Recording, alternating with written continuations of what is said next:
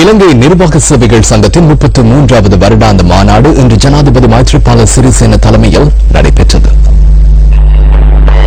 தாமரை தடாக கலையரங்கில் நடைபெற்ற இந்த மாநாட்டில் பிரதமர் ரணில் விக்ரமசிங்க உள்ளிட்ட அமைச்சர்கள் மற்றும் முக்கியஸ்தர்கள் பலரும் கலந்து கொண்டிருந்தனர். பல்வேறு கலையம்சங்கள் இந்த நிகழ்வை மேலும் அலங்கரித்தன.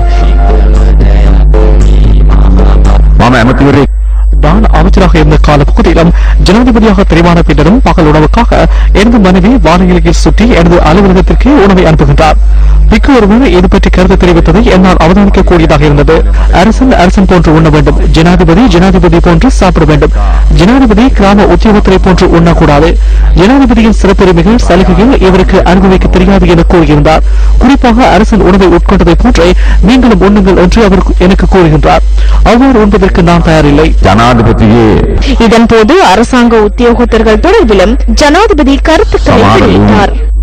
சில கடிதங்களை கொண்டு சென்றால் ஒரு சில உத்தியோகத்தர்கள் அவற்றில் கையெழுத்திடுவதில்லை.